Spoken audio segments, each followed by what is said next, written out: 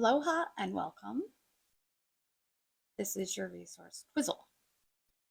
If you're still on board to help the humans with me, thank you. And today we're discussing happiness. So,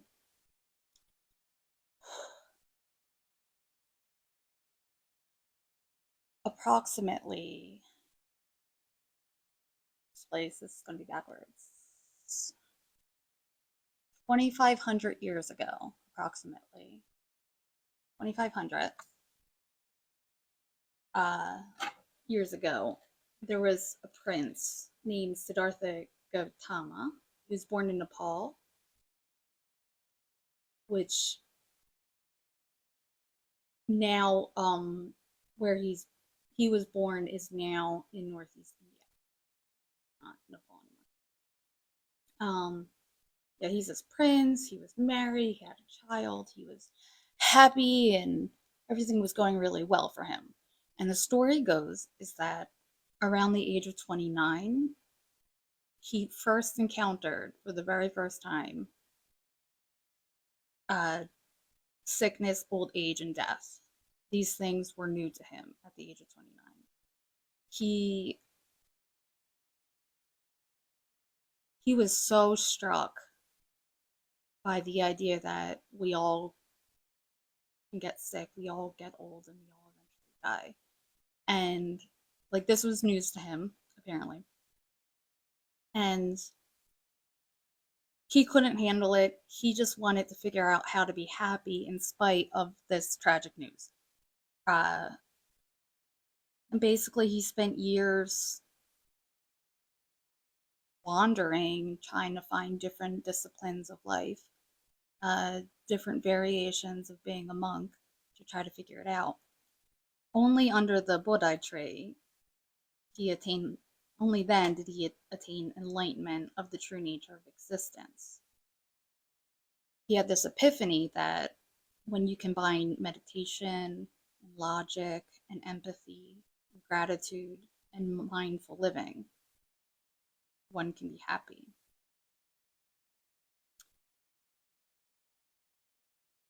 Let's see, where was I? He also realized in that moment that everything's connected because we all come from the causes and conditions that create us, that create each moment, that create each item, each thing, each person, each goblin. He also realized that everything ends, everything that begins must end, and that doesn't necessarily have to be a bad thing. So he became a spiritual leader, traveling while teaching and spreading happiness and joy. He also taught about the two arrows. So basically, there's this idea that when something causes us pain, it's like getting shot with an arrow. There's nothing we can do about it. Life is going to cause us pain. The tragedy isn't that life causes us pain, it's the fact that oftentimes we not only dwell on that pain, we replenish it new in the form of suffering, chosen suffering, to accompany the pain that life gives us. It's like taking a second arrow and stabbing oneself because the first arrow wasn't enough. So when we dwell and we replenish our pain because we want to sit in it and we don't let ourselves move forward from it once it's served its purpose, it's not healthy for us, it's not skillful. And the Buddha realized the ways that humans and goblins alike can be skillful. It's really, really neat. The one thing that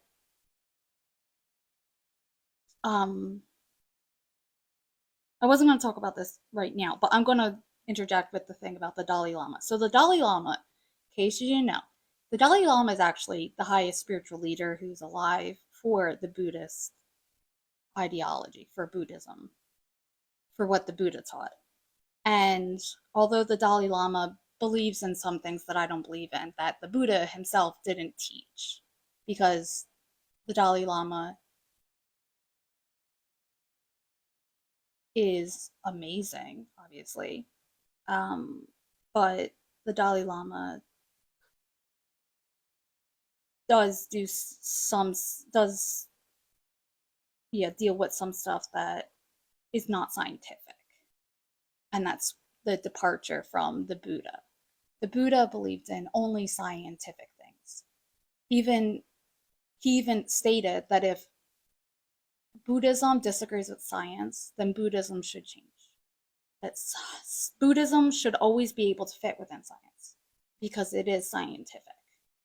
There's nothing that's like my favorite thing in the universe is science. I love science even more than Buddhism, even more than humans, even more than almost anything. My family, I love my family more than science, but uh, yeah, I totally forgot what I was saying. So the Dalai Lama has this quote, and it's my favorite. It is so me, yeah, me and the Dalai Lama. I love the Dalai Lama. It's this awesome quote, and the Dalai Lama's the man. Okay. Do not try to use what you learn from Buddhism to be a Buddhist. Use it to be a better whatever you already are. So I don't even think of myself as a Buddhist. I think of myself as a follower of the words of the Buddha. The Buddha. So the thing that the Buddha wanted you to really understand is that the fact that we exist is a scientific miracle. The Earth is in the Goldilocks zone, which is the approximate general area where liquid water gets to exist for planets. And we're there. We get to live on this beautiful, awesome planet that we're destroying. Oh, I mean, the like 1% of us is destroying because it turns out it's not all of us, it's just a few people making decisions to destroy everything. Anyway, so yes, it's a scientific miracle that you exist. So that's amazing. We exist. It's amazing. You are the universe experiencing itself. And a lot of people think because I'm not in a religious cult that I don't know, that I'm immoral or that I don't think that miracles happen. I do think miracles happen. I think that it's a scientific miracle that we exist. And the fact that people are just terrible is really hard.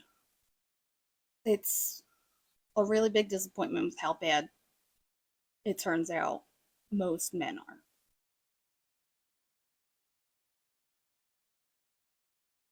And then the types of things that women do because of how terrible the men are. It's a whole thing. Anyway, um,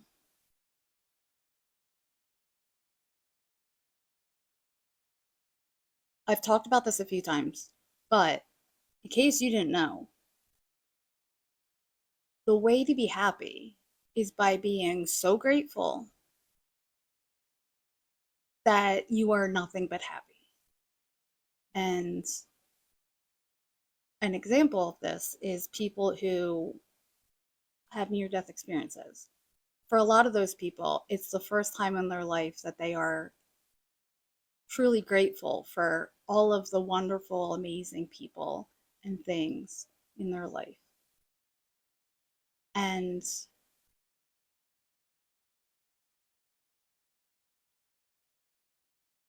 if you are having trouble being happy, then you need to practice being grateful and having gratitude. One way for us to foster happiness in younger people is to teach them gratitude and openly obviously being aware, being openly and obviously for grateful for what you have and for the people that you're blessed with. The Buddha also really, really wanted everyone to be as skillful as possible. And being skillful is really easy if you understand how the world works, okay? So the world needs two things. It needs people to be logical and use their brains logically. Now, some people, the logic centers, I'm sorry, more than half of the people who are alive today, so at least 50% of the humans, okay, we're dealing with at least 50% of them. That's like a very low estimate. It's much higher than that, probably closer to 75% of the humans do not have perfectly working logic centers of their brains, which means they have logic errors that happen a lot, all the time.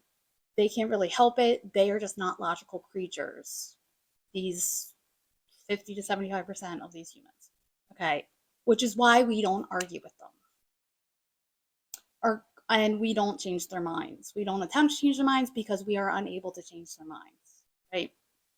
I guess that's like the main lesson behind all my other lessons is don't argue with humans, don't try to change their minds, don't try to teach the ones who aren't willing to learn new things.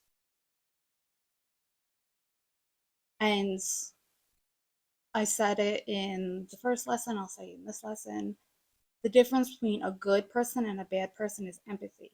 So, in addition to logic, we also need empathy. So, halfway between logic and empathy is skillfulness. If we were all robots and it didn't matter when one of us breaks down and dies or whatever, and no one gave a shit, empathy wouldn't come into play. But because we're animals that have feely feelings and we have monkey parts of our brains or whatever you want to call it, not me. I did not evolve from monkeys, but y'all did, so. Um, yeah, the humans monkey part of their brain, because they evolved from monkeys, right? Oh my gosh, I just realized I have to have a whole lesson on evolution because if you guys don't know how to explain it to humans, then they're not going to get it. Because some humans just don't know the most basic things about evolution, so they don't understand why it makes sense. We also have to have a whole nother one about gravity because people think gravity is a force pulling them down, girl. It's not a force pulling you down. If the earth stopped moving, you would float. Okay. Just Google it. Google what gravity is. Some cute YouTube videos about it. I have to write these things down. Oh yeah, so what I was saying earlier was that the humans we deal with, we bother to have conversations with, have high empathy. Okay? If they don't have high empathy, then there's no reason to talk to them because they literally could not care less. Like, you're dealing with humans who probably don't even care that much about their own children. Like, it's disturbing. It's a whole thing. It's like these people think like, yeah, like hit your kids, like that's appropriate. Like they're they are far gone beyond saving. They refuse to be helped at this point. And these people, they're still raising their kids. Their kids haven't cut them off yet, but their kids will. Cause could you imagine being a kid in 2025 and still being hit by your kids or by your parents? Being hit by your parents, like it's the future.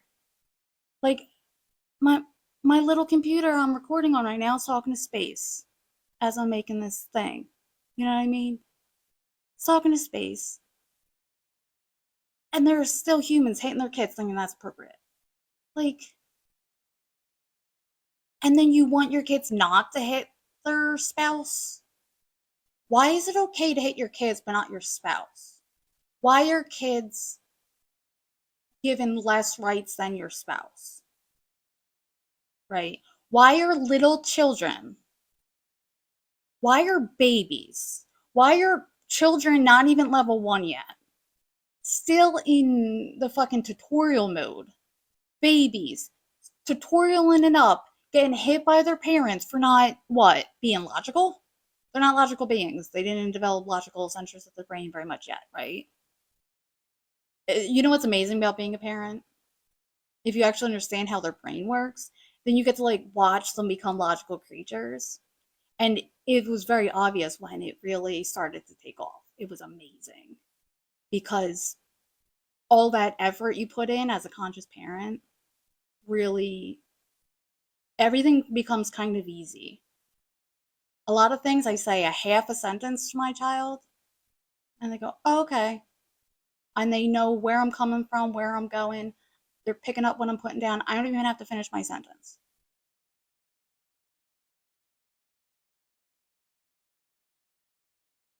So, goblins don't have problems raising their children for the most part, even though we would be considered autistic. So, we have a lot of issues. We have um, brain differences and body differences. It's a whole thing. And yet, we are calm, cool, and collected with our kids. We treat them with dignity and respect. Apparently, this stuff is like shocking to humans, but whatever. Let me move on. So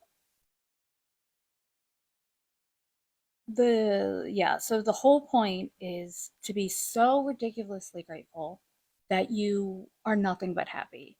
And if you don't know how to do that,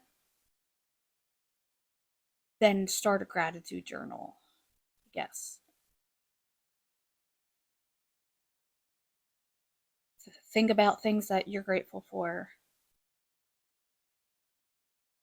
Try to list as many things as possible, while you brush your teeth and while you drive or whatever. Um, okay. So my one of my favorite things about the Buddha was he had this idea about how to be skillful. And the Buddha's idea of how to be skillful involves walking halfway between logic and empathy. Because we are what? Animals. And animals have feely feelings and need empathy. And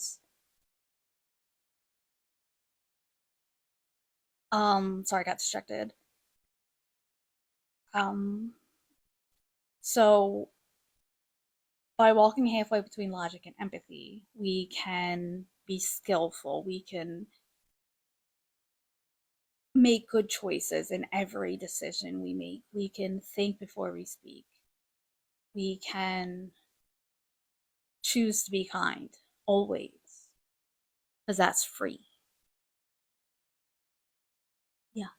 Um, we can choose to give people the benefit of the doubt. I don't know who said this. I don't believe it is attributed to anyone, as far as I know. It is the saying to treat others in such a way that lets them feel free. And walking halfway between logic and empathy allows everyone to be a winner every time because we aren't being selfish, we're being selfless in those times. We're seeing things for the way that they are and not with tinted glasses on, as they say.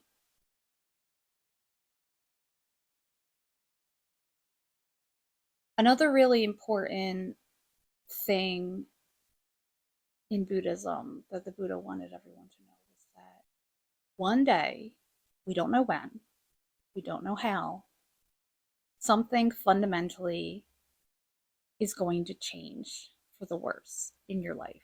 Someone is going to get really ill or be diagnosed with something that makes them, turns out, oh, they are really ill and no one knew. Or someone's going to lose their job, or a vehicle's going to go out of commission, or a loved one's going to pass away. Someone is going to do something heinous. We don't know what's going to happen yet. But the amazing thing is that we exist in the time before then. We're in the now, before the happening, where the big thing happens that fundamentally changes our life for the worse. We are in the pre time, before that event happens. So we can always, part of being skillful is knowing what's ahead. And there's always going to be problems and difficulties up ahead. There's always going to be pain up ahead. When we exclude ourselves from imagining bad things from happening, from preparing for the future ahead, preparing for the fact that our parents will probably die before us, preparing for the fact that our children might die before us, preparing for the fact that we may speak to someone and it might be the last time we ever get to speak to that person, never get to see that person again. So we have to think a little bit harder about what we say and how we say it. Whatever the case may be, we have to be as skillful as possible in our life. And that allows us to be happy. A lot of unhappiness I have in my life has to do with the training that my brain received, the things that were done to me. You know what I mean? The experiences I had and the things that were reinforced and the things that were punished. Because, a big part of an autistic person's life in the beginning is really trying to figure out how to mitigate damage, because large parts of your life are damaging. Because as an autistic person,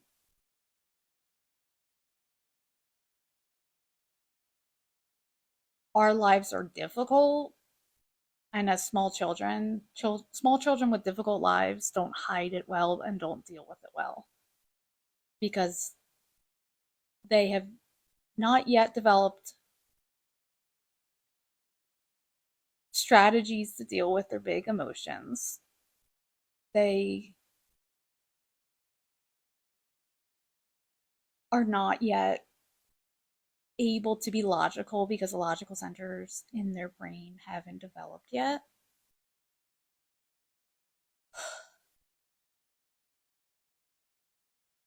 Everything's very difficult for small children when life is difficult.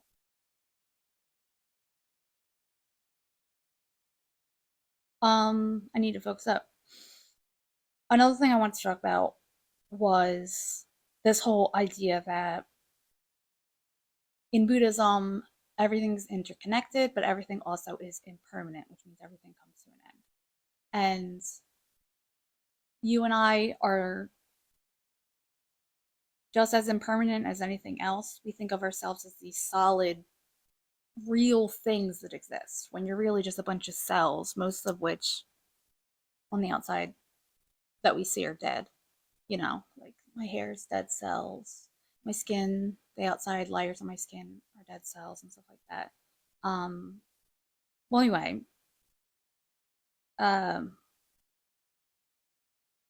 one day will be the last day that you spend on Earth alive.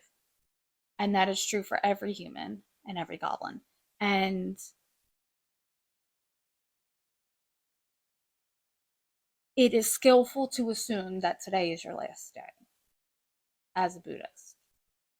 And for Buddhists, it's Buddhists are high empathy, right? And that's part of what makes them so happy is like we can really feel the happiness of the world in addition to all the heartache and everything like that. Like I could make myself cry just thinking about it. It's like dumb, whatever. It's beautiful, but it's a little dumb. I know. Um,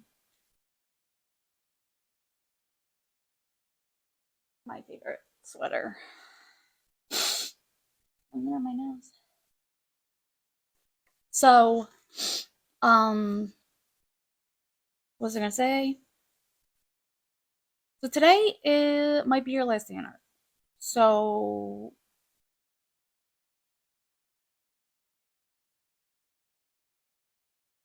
be skillful, calm, cool, and collected. Treat others in such a way that lets them feel free, while still having healthy boundaries to protect your self worth and your well being, right? Boundaries. We're learning self care and boundaries now.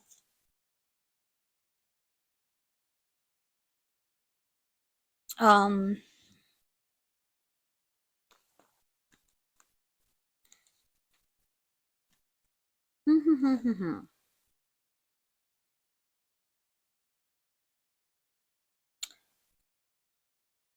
I think I covered everything I wanted to talk about.